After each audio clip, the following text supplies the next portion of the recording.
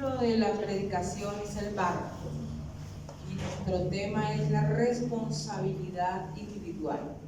Una responsabilidad individual. Estuve mirando y hay un psicólogo, más bien un psiquiatra clínico de España que se llama Enrique Rojas, y él habla acerca de la vida, psicológicamente la vida establecida en un extenso mar, y donde serían algunas preguntas que nosotros nos haríamos frente a la cuestión de la vida. Sería: ¿cómo construyo una embarcación y cómo la gobierno?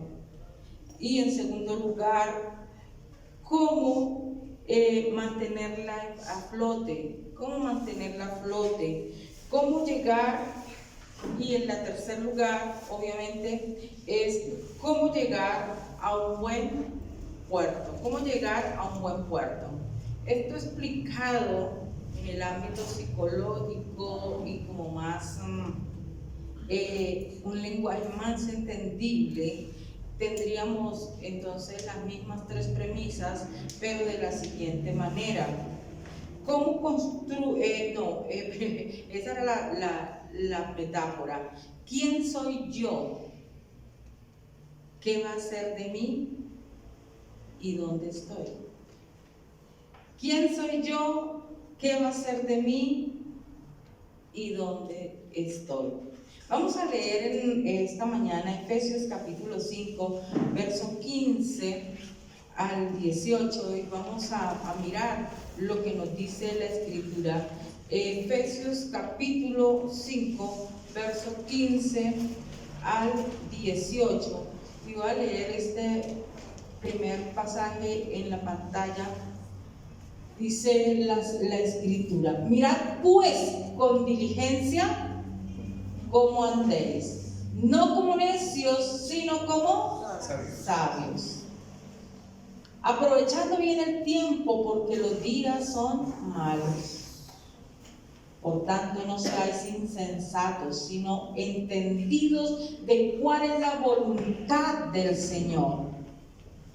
No os embriaguéis con vino, en lo cual hay disolución, antes sed llenos del Espíritu Santo. Amén. Nuestro amado Espíritu Santo, como parte fundamental de una vida en la cual debemos tener un compromiso propio. Bien, siguiendo en medio de estas premisas, aquí el autor en Efesios nos está diciendo: mirad pues con diligencia cómo andéis. Y vamos a responder en esta mañana esas tres preguntas, y también vamos a mirar a través de la Escritura cómo estaríamos en medio de ellas.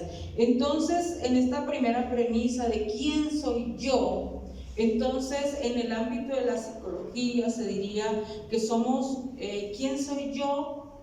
Es una persona, yo soy una persona que habita en una personalidad.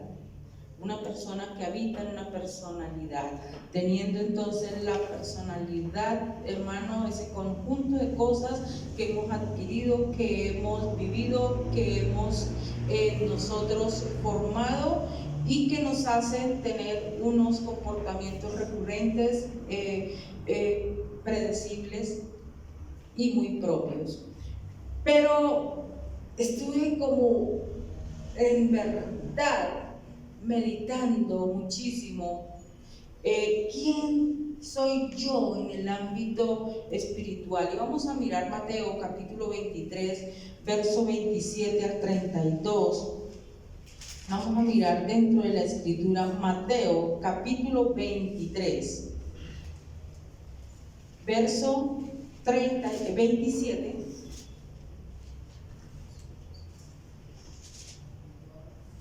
al 32.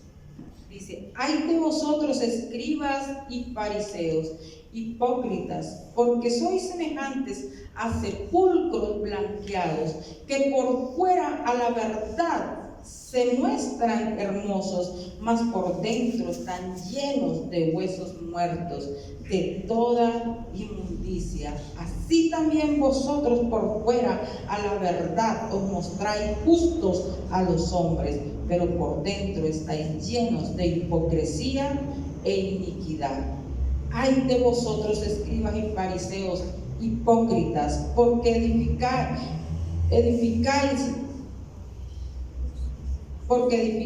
los sepulcros de los profetas y adornáis los monumentos de los justos. Y decid, si hubiéramos vivido en esos días de nuestros padres, no hubiéramos sido sus cómplices en la sangre de los profetas. Así que dais testimonio contra vosotros mismos de que sois hijos de aquellos que mataron a los profetas. ¡Wow! Esta palabra, hermano, es la palabra de Dios, que es una palabra supremamente confrontante para un grupo de individuos que nosotros podríamos referirlos como aquellos muertos vivientes, ¿cierto? Porque el Señor los identifica como personas muertas.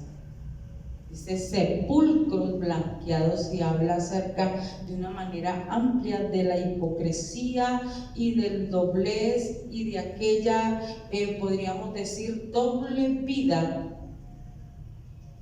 que se puede llevar dentro de un individuo, de una persona que conoce o ha conocido la palabra de Dios. Entonces, ¿quién soy yo? Y de acuerdo a lo que dice la palabra, yo puedo ser un vivo o un muerto. Y aquí describe al muerto muy extremadamente amplio. Dice, es un hipócrita, es aquel que dice y tiene un alto concepto de sí mismo, pero que a la verdad no ha llegado ni siquiera a hacer lo mínimo para poder criticar a otro que se ha esforzado para hacer las cosas bien. ¿Cierto? Dice, si yo hubiera vivido en los tiempos, yo no hubiera apedreado a Esteban, yo no hubiera crucificado a Cristo, pero dice, están diciendo nosotros que somos ese linaje. Entonces, por eso el Señor Jesucristo dice, ustedes están confesando realmente que son parte de esa familia, de esas personas que sí asesinaron y mataron a los profetas. Entonces, podemos ser o vivos o muertos. ¿Quién soy yo? ¿Un vivo o un muerto según la Escritura? ¿Cierto? Apocalipsis capítulo 3, verso 16 nos está diciendo, Apocalipsis capítulo 3, dice la Escritura por allí en el verso 16, por cuanto eres tibio y no frío ni caliente, te vomitaré de mi boca. ¿Por qué traigo a colación este versículo? Porque dentro de la vida espiritual solo hay dos opciones, no hay intermedios, como cuando uno iba al colegio, ¿no? Y entonces, ¿y qué tal estudiante es usted? No, yo pues no soy de los mejores, pero tampoco soy de los últimos. Yo, en un promedio, medio. En la vida cristiana no es así.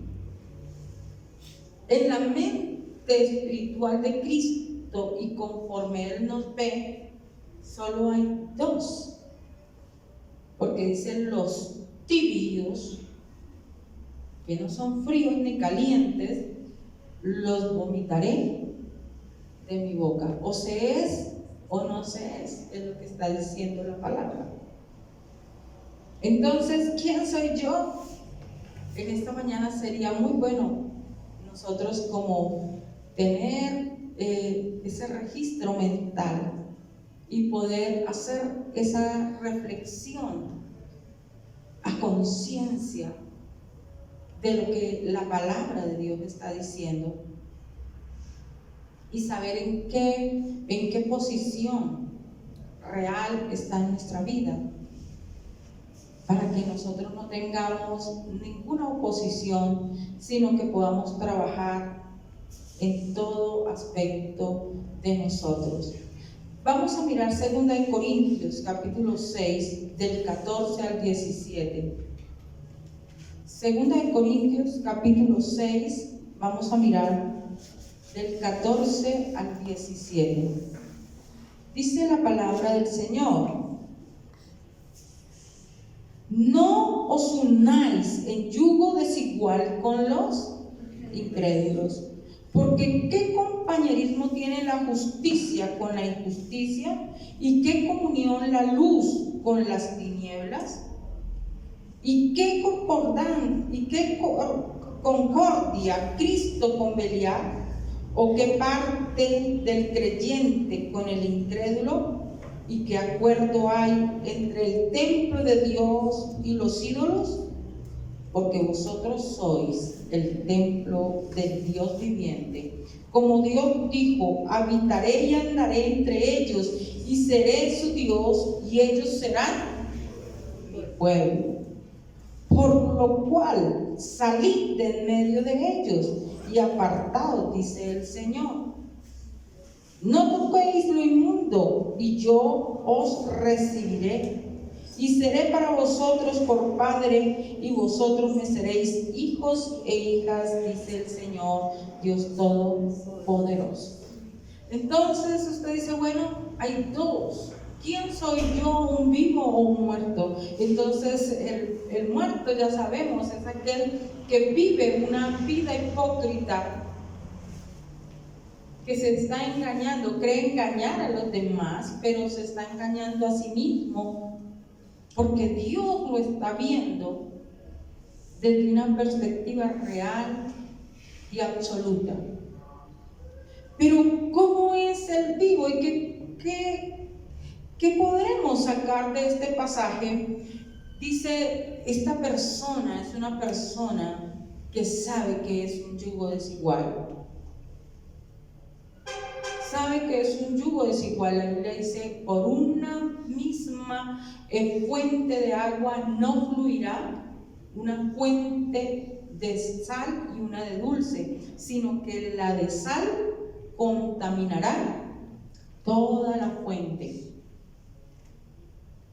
Es sencillo, es aquella persona que se mantiene en los principios, es aquella persona que entiende cuán grande privilegio es ser hijo de Dios, hija de Dios.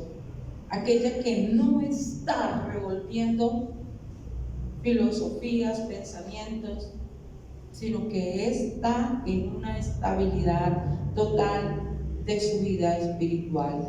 Entonces, en primer lugar dice aquí que no os unáis en yugo desigual. Y cuando esto ocurre, sabemos que la palabra del Señor nos está diciendo: no andéis en yugo desigual, y empieza todos aquellos aspectos, y dice ya en la última parte del verso 16: como Dios dijo, habitaré y andaré entre ellos, y seré su Dios. Entonces Dios anda con los vivos, porque dice, Dios no es Dios, Dios es Dios de vivos y no Dios de muertos. Eso dice la palabra. Él es el Dios de los vivos y no Dios de muertos. Por tanto, Dios anda. Podemos tener la certeza de que Dios camina con nosotros cuando nuestra vida en verdad está vivificada por el poder del Espíritu Santo. Dice, Él habitará con nosotros. tenemos la certeza de que Él está en todo tiempo en nuestra vida. Y lo más tremendo, dice a lo último allí en el verso 18: y seré para vosotros por padre, y vosotros me seréis hijos e hijas. Entonces, si Dios camina, si Dios habita en mí y obviamente camina conmigo, Él es mi Dios y yo soy su pueblo. Y lo más tremendo, dice la Escritura, que a todos aquellos que le recibieron, aquellos que verdaderamente entregaron su vida a Él, esos son llamados hijos e hijas de Dios. Entonces, eso es estar vivo, es sentir que Dios sí está conmigo, que Dios camina conmigo, tener la certeza, la seguridad de que Él es mi Dios, que yo soy su hijo, que Él es mi Padre. ¿Quién soy yo? Yo soy el hijo de mi Padre. ¿Quién soy yo?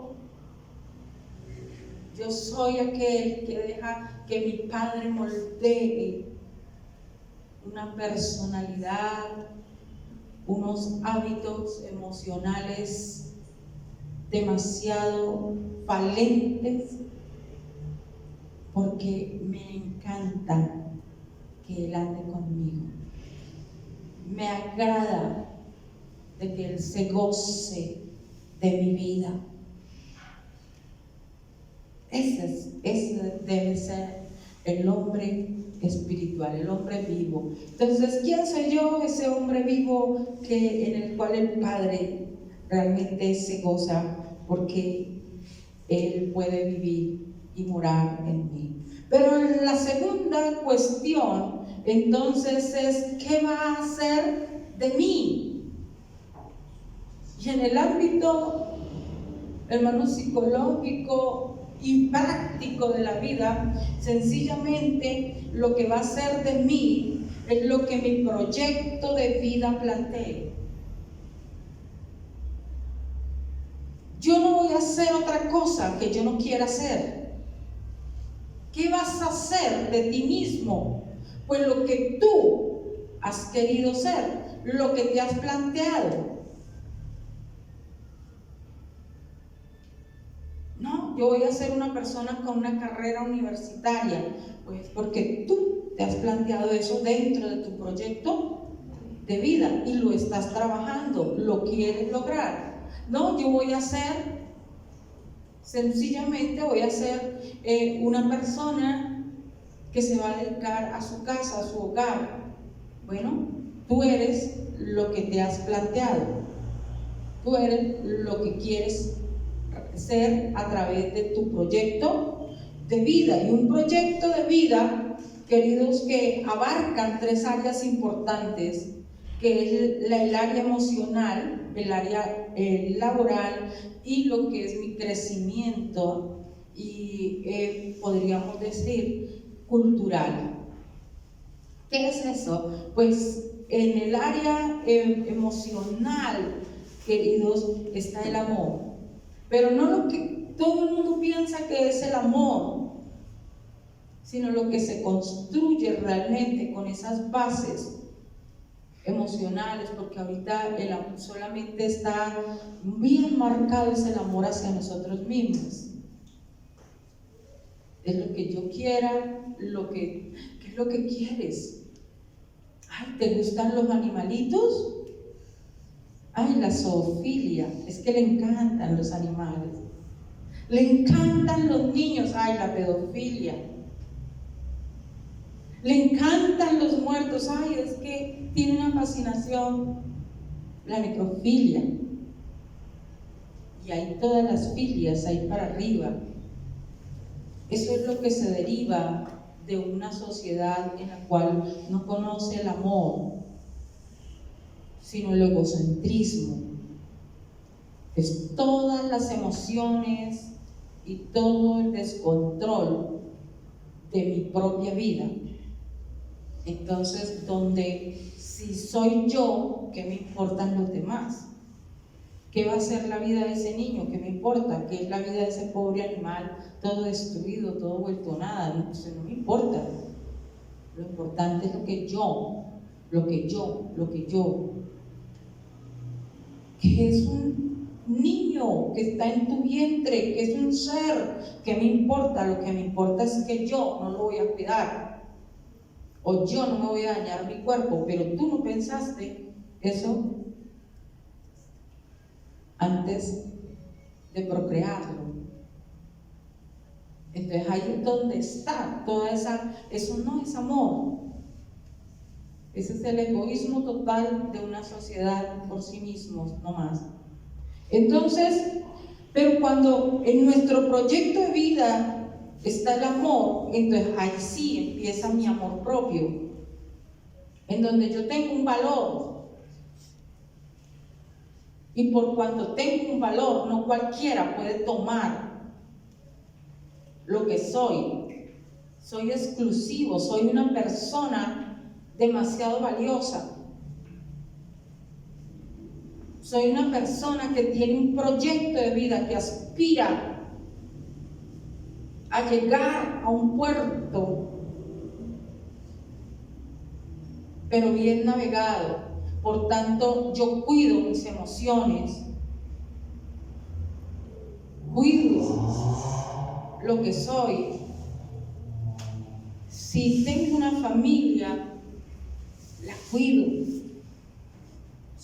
Tengo una responsabilidad de mí y de los demás, pero también en el trabajo, en lo que voy a hacer, las cosas bien hechas, lo que me propongo, con lo que voy a alcanzar, esos proyectos económicos de mi vida. Se dice que toda persona debe dedicarse a adquirir belleza, porque la belleza es esa parte de la vida del ser humano que le da estabilidad. Y usted dice, sí, por eso es que yo me mimo y eso yo me mando a... No, ese tipo de belleza está bien, ese es el cuidado personal, pero la belleza es poder usted admirar, hermano, lo que Dios ha hecho, tener esa capacidad de mirar un campo, esa capacidad de poder admirar las cosas y entender la belleza que en ellas hay. Bien, este psiquiatra decía que la vida, en cuanto a la cultura, todo ser humano debiera aprender a leer, porque en la riqueza interior, hermanos, los libros son muy importantes para embellecer el interior del hombre. Pero entonces nosotros vamos a situarnos, a pasarnos, entonces en el ámbito espiritual. ¿Qué va a hacer de mí? Ya dijimos, en nuestra vida terrenal depende de nuestro proyecto de vida, pero en la vida espiritual depende de mis decisiones, depende de quién soy yo. Porque depende de quién eres, el Señor nos podrá decir, bien, buen siervo y fiel. En lo poco has sido fiel, en lo mucho te pondré. Entra en el gozo de tu Señor. Entonces, ¿qué va a hacer de mí? Voy a ser ese hombre, esa mujer que tendrán esa vida eterna. Pero depende de quién soy yo.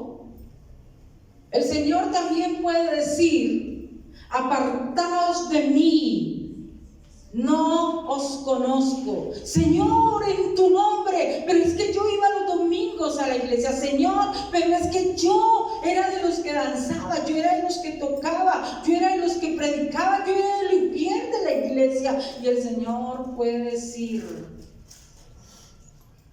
apartad de mí, no os conozco, o yo estoy equivocado. ¿Eso no dice la Biblia? Así es que dice la Biblia. Y va determinado es a quién soy yo. ¿Quién soy yo? Bien, pues un vivo o un muerto. ¿Qué va a ser de mí? Lo que yo haya construido en mi proyecto de vida espiritual. Pero en la tercera cuestión está denominada en ¿dónde estoy? ¿Dónde estoy actualmente? Y allí es donde nosotros tenemos que hacer, diría alguien, un arqueo de caja bien minucioso. Porque no se trata de lo que de pronto alguien puede ser, sino del hoy que puede transformar nuestro mañana. Y por eso está entonces esta pregunta: ¿dónde estoy? ¿Dónde estoy en este momento? ¿Dónde estoy?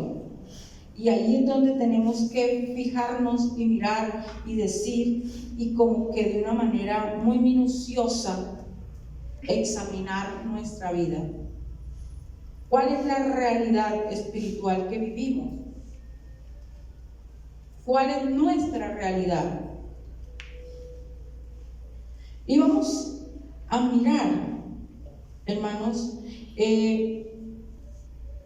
vamos a mirar Efesios capítulo 5, verso 15, que fue lo que leímos en el comienzo, pero lo vamos a enfatizar. Efesios 5:15 dice la palabra del Señor: mirad pues con diligencia cómo andéis, no como necios, como sabios. Es decir, es tiempo de dejar la terquedad y la necedad de nuestro corazón y ser realmente, tener una conciencia clara de lo que es nuestra vida y dónde está nuestra vida según la palabra de Dios. ¿Dónde está nuestra vida según la palabra de Dios? Porque no sé si a ustedes les ha pasado cuando se hacen viajes largos y uno se duerme, ¿cierto? Uno se duerme por el camino y ni siquiera sabe por dónde lo pasaron. Cuando uno llega a una parte, se despierta, ya está de día, y de pronto está en un restaurante o en un lugar en donde los demás están tomando un tinto o desayunando, y uno, ¡ay, ya llegamos! Porque ni siquiera sabe dónde está. El paisaje, todo lo que hay alrededor le es desconocido, y el camino más, porque no nos dimos cuenta a dónde nos llevaron. Pudieron haber cambiado los planes, y muchas veces decimos, ya llegamos, no, vamos en la mitad del camino, pero porque no tenemos ni idea dónde estamos. Pues eso no nos puede pasar. Nosotros tenemos que resolver realmente el dónde estoy. Tenemos que saber, queridos, dónde realmente está nuestra vida. A mí me llamó mucho la atención cuando estaba haciendo este estudio algo importante, y es que Pablo le está escribiendo a los efesios, y parte de lo que él les está diciendo es esto: mirad con diligencia cómo andéis. Mirad con diligencia cómo andéis. Miren, sean capaces de realmente valorar el estado de su vida.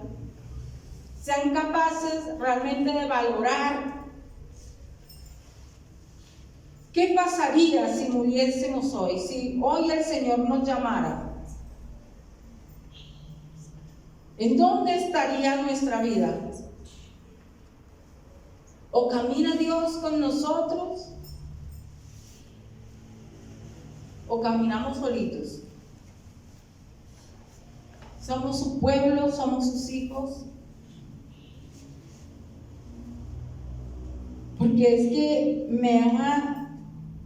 me ha sorprendido muchísimo enlazar dos aspectos que estuve mirando aquí. Y es que, como les digo, esta es la carta a Éfeso. Y si nosotros vamos a Apocalipsis capítulo 2, el primer mensaje de las iglesias es el mensaje a Éfeso. Entonces aquí ya son prácticamente como unos 80 años, no, podríamos decir, eso es más o menos como 40 años después. Está escribiendo el apóstol Juan por revelación del Señor esta palabra a los efesios. Y les está diciendo esto, mire, Apocalipsis capítulo 2, verso 1, escribe el ángel a la iglesia en Éfeso, el que tiene las 7 estrellas en su diestra, el que anda en medio de los 7 candeleros de oro, dice esto: yo conozco tus obras, tu harto trabajo y paciencia, y que no puedes soportar a los malos, y has probado a los que se dicen ser apóstoles y no lo son, y los has hallado mentirosos, y has sufrido y has tenido paciencia y has trabajado arduamente por amor de mi nombre, y no has, pero tengo contra ti que has dejado. Está diciendo el apóstol: mirad con diligencia cómo andéis, es decir, hagan un examen de conciencia. 40 años después, el mismo Señor está diciendo: sí, ustedes han sido una iglesia de mucho trabajo, han sido hombres y mujeres que han dado mucho, han tenido discernimiento dentro de sus vidas, han trabajado, han sido opositores del mal, pero como todo en la vida, se dejaron desgastar, se durmieron, porque no estuvieron continuamente teniendo cuidado de no dejar entrar los pensamientos que dan al ser humano la tranquilidad y como el paso hacia como la quietud o el poco dinamismo frente al amor de Dios. Porque imagínate, dice que todo lo que habían hecho, lo habían hecho por amor, ¿cierto? Dice el verso 2: yo conozco tus obras y tu arduo trabajo y paciencia, y que no puedes soportar a los malos, y has probado a los que dicen ser apóstoles y no lo son, y los has hallado mentirosos. Has sufrido y has tenido paciencia y has trabajado arduamente por amor. Tenían una trayectoria de una vida cristiana verdadera, pero habían llegado a un punto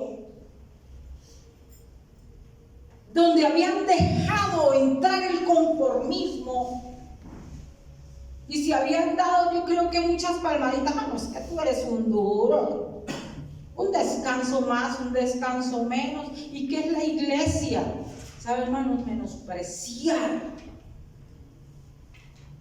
porque El enfriamiento espiritual empieza por eso, por el menosprecio de lo divino.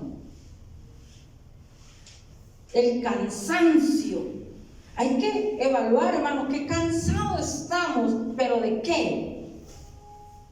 ¿De la iglesia? ¿De la palabra? Qué cansados estamos, porque cuando nos toca atender a la familia no nos da ni sueño. Cuando nos toca nuestro trabajo, no, ahí vamos, no es que toca entregar este trabajo y así sea la medianoche, pero venir a la iglesia ya se vuelve una carga, ya se vuelve otra vez, pero la pastora sí friega con esas reuniones. Ay, pero es que otra vez. Entonces, hermanos, pareciera como cosas triviales, pero no, son campanas. ¿Cómo es nuestro corazón? ¿Cómo era nuestro corazón cuando decíamos hay que ir a la iglesia? Hay que comparar, porque está el Señor reprochando, es el primer amor. Entonces, ¿cómo era nuestro corazón? ¡Wow! ¿Cuándo habrá iglesia? ¿Cuándo habrá iglesia? Hermano, no sé, pero yo desde que me convertí, el día que fallo a un solo culto, y usted dirá, sí, claro, es que usted es la pastora. No, yo toda la vida no he sido pastora. No es que yo también me convertí, yo también fui creyente. Y yo recuerdo que renuncié a un trabajo porque no podía ir a la iglesia. Y yo no le estoy diciendo con eso que renuncié al suyo. Yo le estoy hablando de mi experiencia personal. Yo recuerdo que, hermanos, tenía que trabajar porque yo estaba sola. O sea, no había mamita ni papito que me mantuviera, yo estaba sola. Y entonces había que coger el trabajo que fuera.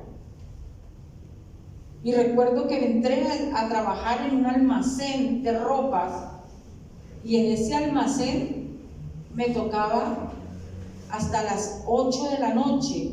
A esa época a los almacenes afortunadamente los cerraban a las 8, ahorita los cierran como a las 11.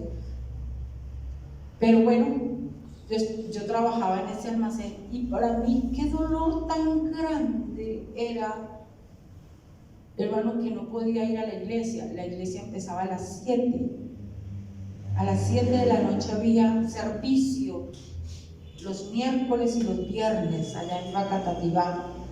Y para mí era una frustración. Duré como un mes en ese trabajo, renuncié, porque yo no podía. Y los domingos me tocaba cada 15 días también. Entonces dije no, porque no sé, ni había esa necesidad. Y no era que tuviera parches y amigos allá en la iglesia montones. Tampoco me odiaban, pero tampoco tenía muchos amigos. Amaba llegar a la iglesia, deseaba, no sé, era como algo muy deleitoso para mí. De tal manera que siempre nosotros que viajamos o hacemos, donde quiera que vamos, vamos a encontrar, así sea solo por 4 días, pero donde hay una iglesia, y allá se llega. Porque es como ya eso es nuestro corazón, en nuestra vida. Entonces, queridos, ¿cómo era? Se dice que la mejor manera, si te quieres comparar, compárate, dice Jordan Peterson, con la persona que eras tú anteriormente. Si te quieres comparar con alguien, compárate contigo mismo. Compárate quién eras antes y quién eres hoy. Y entonces sabrás si eres mejor o has retrocedido. Entonces, mis amados, en verdad, que ese primer amor de nuestra vida nosotros lo pongamos en balanza. Que tú digas, ¿cómo es que he amado a Dios? ¿Lo estoy amando hoy más que antes? ¿Y cómo lo puedes tú pesar? Sencillo. ¿Qué estás sintiendo en tu corazón cuando le buscas? ¿Qué está sintiendo tu corazón por las cosas? Y tú dirás, no, es que yo amo a Dios, es que la iglesia... No, la Biblia dice que en los atrios de Jehová es que florecerán los justos.